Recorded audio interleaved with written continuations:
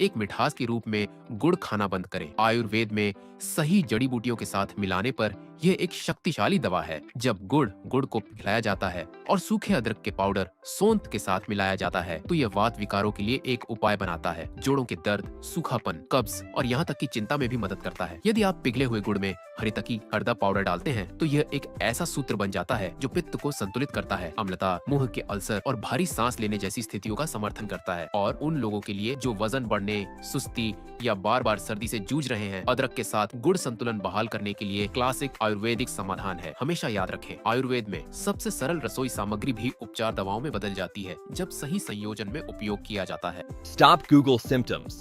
Google Ask Ayurveda.